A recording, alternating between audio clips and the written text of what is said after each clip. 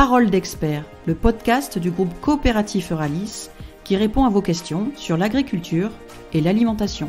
Bonjour, aujourd'hui dans Parole d'expert, je reçois Jacques Maté. Il est économiste rural et professeur associé à la faculté des sciences économiques de l'université de Poitiers. Depuis plus de 30 ans, il observe le développement des circuits courts. Il est d'ailleurs l'auteur des 10 clés pour réussir dans les circuits courts aux éditions de la France agricole. Alors Euralis est engagé depuis tout juste 10 ans dans les circuits courts avec le rayon table des producteurs dans les magasins Point Vert.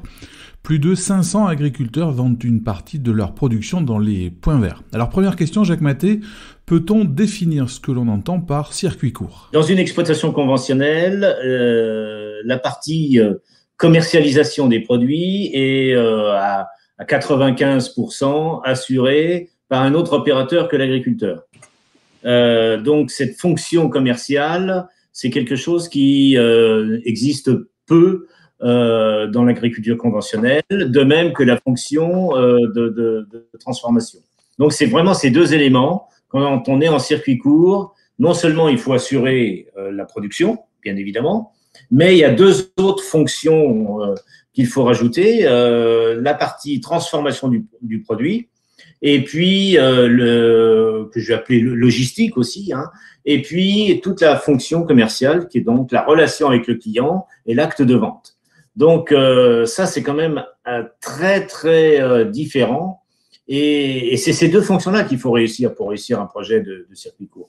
Quels sont les conseils clés que vous donneriez pour une agricultrice ou un agriculteur qui voudrait se lancer dans les circuits courts ? Autant au début, moi, je vote pour la prudence. Donc, effectivement, il y a 1 ou 2 années test pour voir si vraiment le marché est là, il y a de la réponse, et puis si on est capable d'approvisionner ses clients.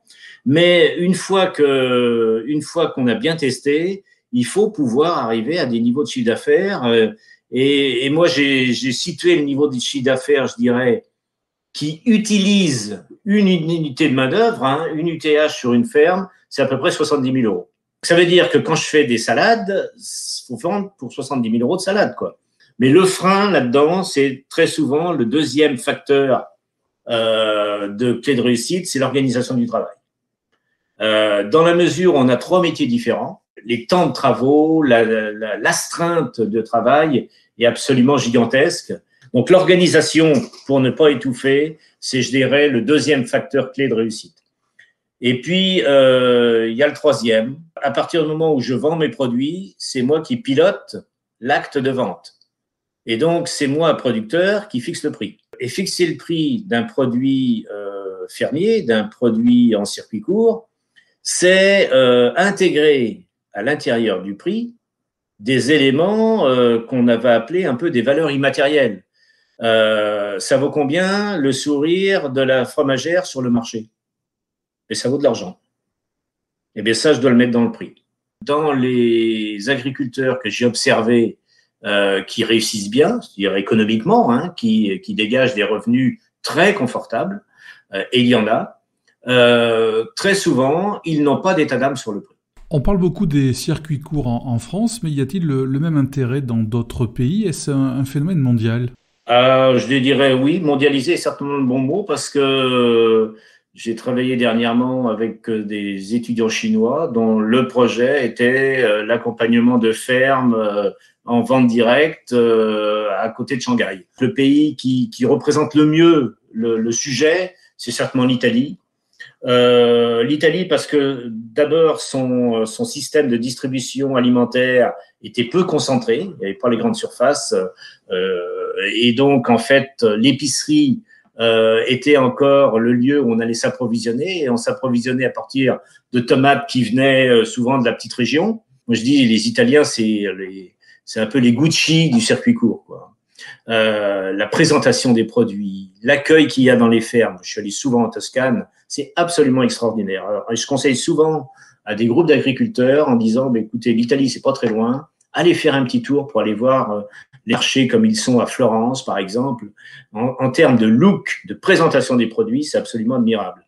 Et donc, ils ont ce talent-là quand même, les Italiens. Puis, ils ont une espèce de chat. Enfin, ils sont vraiment à étudier et je trouve que c'est peut-être pour nous un des beaux exemples qu'il faut retenir. Peut-on encore développer l'activité des circuits courts chez les producteurs ou est-on arrivé à maturité sur ce marché selon vous? Tel qu'il en est actuellement, la demande est dynamique, elle est très largement supérieure à l'offre et ça va rester encore très longtemps. Moi, j'ai fait des horizons 2030-2035, on travaille à 10-15 ans et je ne vois pas de signaux qui me disent qu'on puisse densifier l'offre. Alors, pour plusieurs raisons.